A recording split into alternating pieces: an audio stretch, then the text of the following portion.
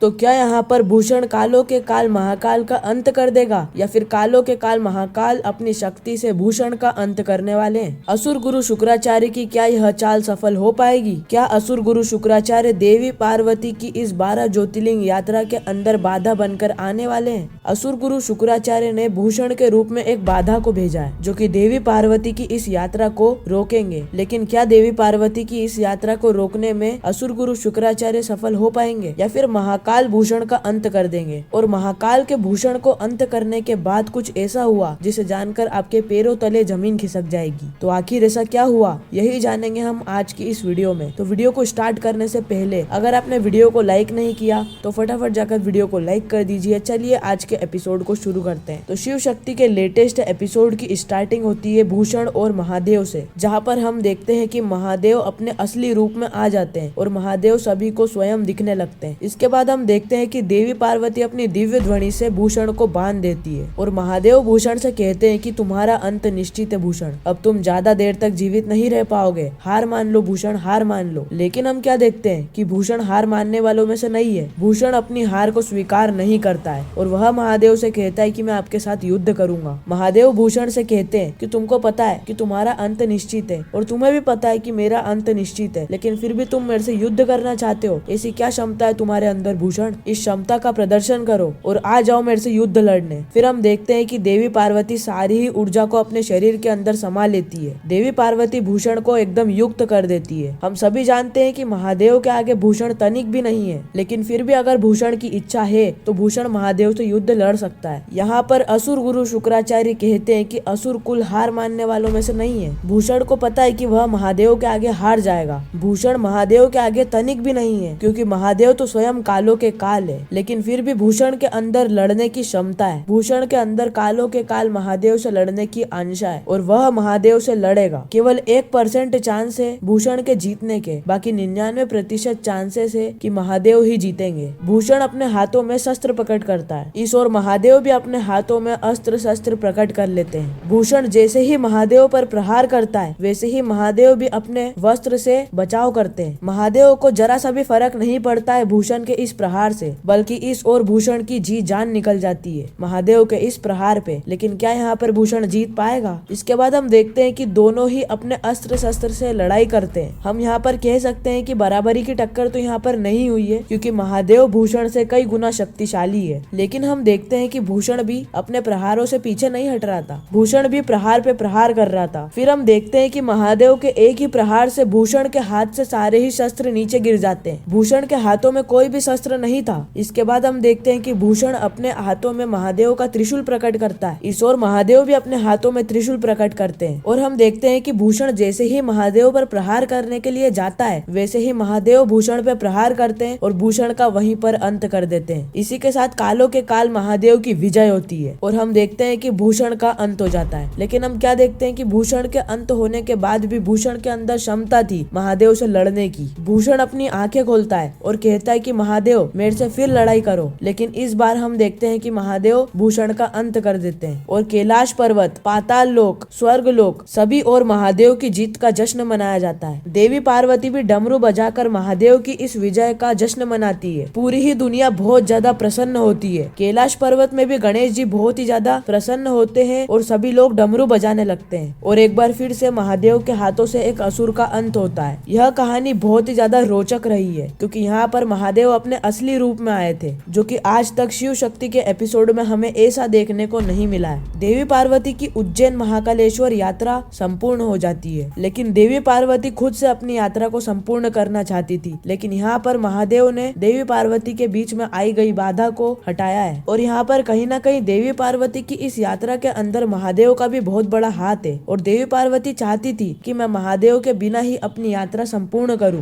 देवी पार्वती स्वयं ही 12 ज्योतिर्लिंग की यात्रा को संपूर्ण करना चाहती थी, लेकिन इस बीच देवी पार्वती के बीच में आई गई बाधा को महादेव हटाते हैं और महाकाल स्वयं आकर भक्त की आई गई बाधा को हटाते हैं। भक्त को महादेव के दर्शन कराने के लिए वह अपना साहस जुटाते हैं। महादेव भी चाहते हैं कि देवी पार्वती इस यात्रा को संपूर्ण करे, लेकिन स्वयं नहीं, वह महादेव का साथ ले। अब आने वाले एपिसोड में देवी पार्वती कौन सी यात्रा संपूर्ण करेगी? उज्जैन महाकालेश्वर ज्योतिर्लिंग की यात्रा तो पार्वती जी की संपन्न हो चुकी है, लेकिन इसके बाद पार्वती पार्वती जी की अगली यात्रा कौन सी होगी, यानी देवी पार्वती अगला ज्योतिर्लिंग कौन सा संपूर्ण करने वाली है। क्या वह ओमकारेश्वर ज्योतिर्लिंग होगा या फिर मुंबई में स्थित त्र्यंबकेश्वर महादेव। यह देखना बहुत ही ज्यादा रोचक होगा। बाकी शिव शक्ति के ऐसे ही रिकैप के लिए हमारे चैनल को सब्सक्राइब जरूर करें। मैं मिलता हूँ आपको किसी नेक्स्ट इंटरेस्टिंग वीडियो में, जब तक के लिए गुड बाय।